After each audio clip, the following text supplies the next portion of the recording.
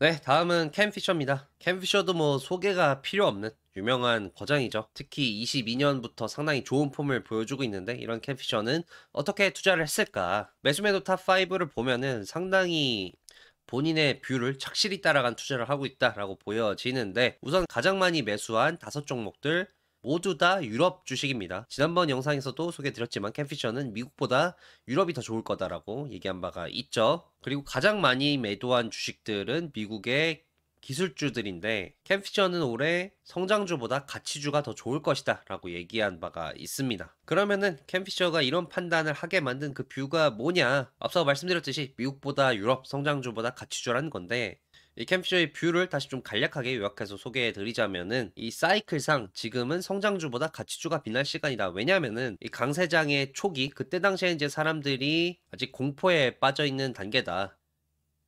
22년 말 23년 초 이때가 해당은 되겠죠. 그때는 사람들이 불안해하기 때문에 상승을 믿지 못하고 경제가 안 좋을 것 같다. 시장이 안 좋을 것 같다. 그래도 괜찮은 주식이 뭐가 있을까? 그래도 성장할 수 있는 주식이 뭐가 있을까라고 해서 성장주, 특히나 대형 성장주에 몰리는 경향이 있다. 근데 시간이 지나면서 시장이 상승하고 사람들의 두려움이 사라지게 되면은 생각보다 경제가 괜찮네? 시장이 괜찮네라고 해서 이제 투자를 하려고 하는데 이미 대형 성장주들은 많이 올라버렸고 그러면 뭐 싼 거 없을까 싼 거 없을까 하고 찾다가 찾는 게 가치주다. 이런 심리 사이클에 따라서 올해는 가치주가 성장주보다 더 좋을 거고 그리고 미국보다 유럽인 이유는 가치주의 비중이 미국 주식시장보다 유럽 주식시장이 더 높다.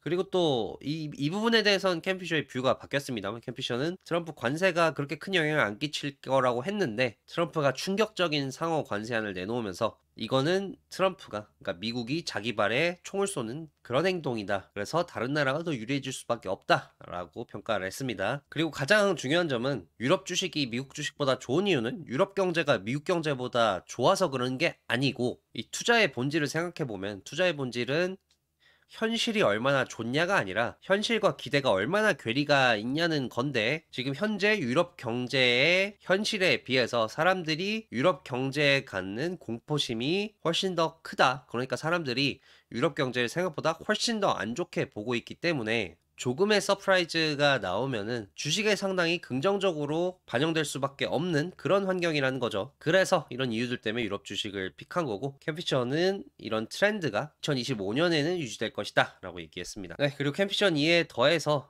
사람들이 아무도 주목하지 못한 유럽 경제에 숨은 호재가 있다고 얘기했는데 이 그래프는 뭐냐면은 독일, 영국, 프랑스, 이탈리, 스페인 이런 유럽의 주요 국가들의 장단기 금리 차를 나타낸 겁니다. 근데 미국의 장단기 금리 차는 작년 말에 한번 역전했다가 다시 뒤집어졌다가 최근 들어서야 확실히 다시 재역전이 됐잖아요.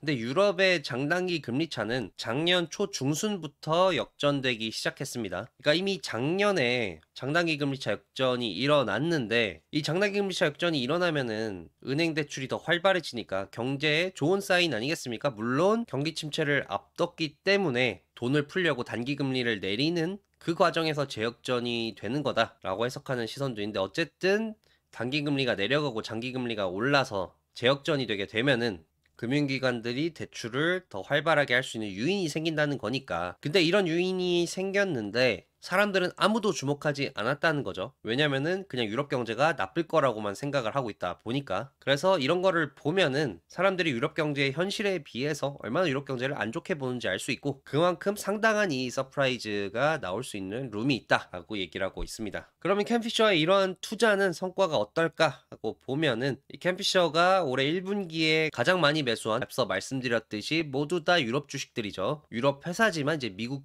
시장에 상장된 그 주식이라고 보시면 되겠고요. 이 기업들의 주 수익률과 S&P 500을 대비해 보면은 캠피셔의 픽은 지금까지 상당히 성과가 좋았다. 이 BP 정유사 아니겠습니까? BP는 유가 때문에 안 좋은 모습을 보였지만 나머지 종목들은 모두 다 S&P 500을 상회하는 수익률을 보였습니다. 그러면은 뭐 유럽만 좋고 미국 주식은 안 좋냐?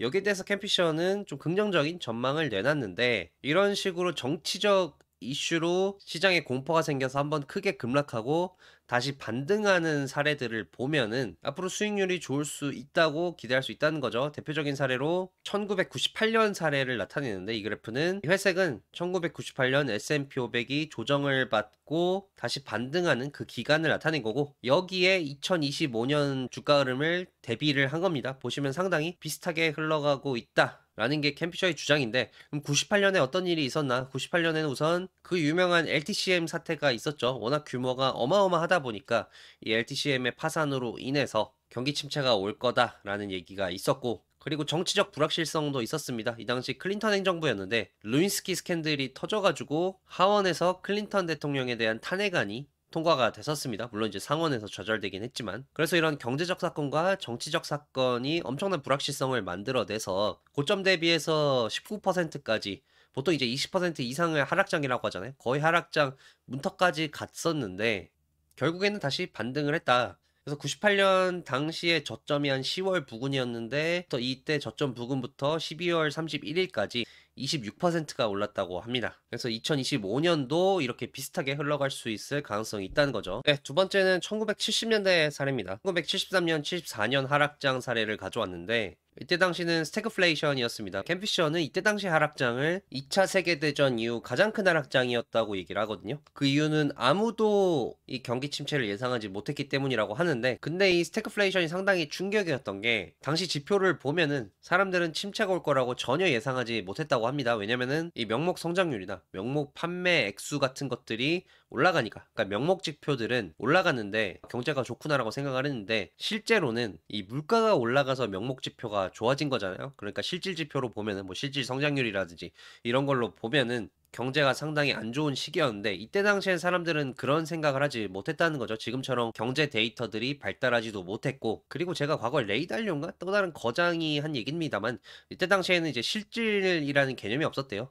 뭐 실질 수익률, 실질 성장률이라는 개념이 상당히 희박했던 시기이기 때문에 사람들이 이 침체가 온다는 것을 놓칠 수밖에 없었다. 그래서 상당히 큰 경제적 충격이 있었고, 이때 역시도 정치적 불확실성이 있었습니다. 닉슨의 워터게이트가 터졌죠. 그래서 닉슨이 사임하고 부통령인 제럴드 포드 부통령이 이제 대통령으로 취임을 합니다만, 이때 당시 포드의 정책 중에 하나가 인플레이션을 잡자였다고 합니다. 그래서 이 인플레이션을 잡기 위해서 세율을 올렸는데, 근데 앞서 말씀드렸듯이 이 경기 침체 기간이잖아요. 그러니까 경기 침체 기간에 증세를 한 이런 정책적인 실수를 저질렀었는데, 그러다 보니까 이제 시장이 하락할 수밖에 없죠. 근데 이런 경제적인 타격과 정치 스캔들, 그리고 정책적인 실수로 인한 이 정치 불확실성으로 앞으로 시장이 상당히 안 좋을 거라고 사람들이 예상을 했었습니다만, 근데 결국에 74년이 다 가기 전에 바닥을 찍고 그 이후 1980년까지 주식이 쭉 올랐다 라고 캠피셔는 얘기를 하고 있습니다. 그러니까 캠피셔가 이 두 가지 사례를 통해서 얘기하고자 하는 거는, 정치적 불확실성, 정책적 위협 이런 것들로 인해서 시장이 급락하고 나서 다시 크게 반등하는 경우들이 종종 있다.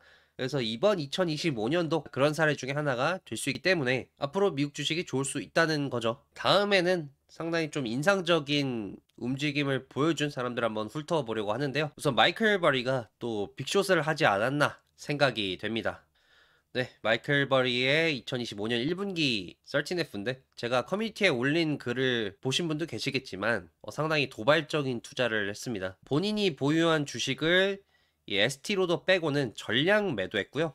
미국과 중국 테크 주식 숏에 베팅했습니다. 이 4월에 급락이 있었잖아요. 아마 이 포지션으로 급락을 맞이했을 텐데 상당히 큰 수익을 보지 않았을까라고 생각이 되는 베팅이었고, 두 번째는 데이비 테퍼입니다. 데이비 테퍼 같은 경우는 지난번에도 소개해드렸습니다만 이 전설의 트레이더 드러켄 밀러가 인정한 승부사입니다. 드러켄 밀러가 본인은 이제 패밀리 오피스나 운용하는 겁쟁이고, 이 시대의 진정한 승부사는 데이비 테퍼다라고 했을 정도로 상당한 승부사인데, 이 승부사가 또 승부수를 띄운 것 같습니다. 데이비 테퍼 같은 경우는 작년 말부터 중국 주식에 베팅하기로 유명했는데, 근데 25년 1분기를 보면 중국 주식 매수는 좀 멈추고 오히려 가지고 있는 주식들을 좀 덜어낸 것 같습니다. 그리고 가장 눈에 띄는 게 숏 포지션입니다. SPYX라고, 이 ETF는 이제 화석연료를 안 쓰겠다, 화석연료 프리를 선언한 기업들로 만든 인덱스거든요.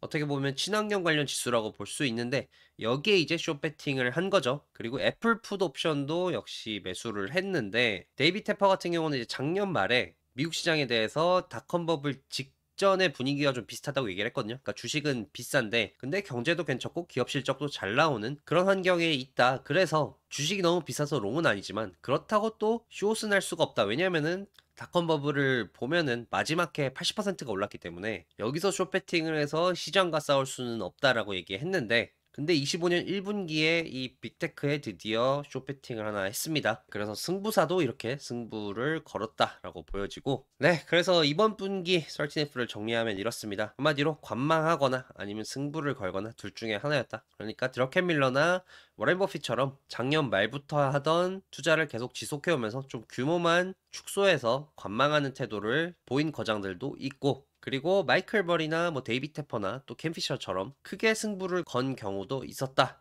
이렇게 정리할 수 있을 것 같습니다. 네, 그럼 오늘 영상은 여기까지고요. 저는 다음 영상에서 다시 찾아뵙겠습니다. 감사합니다.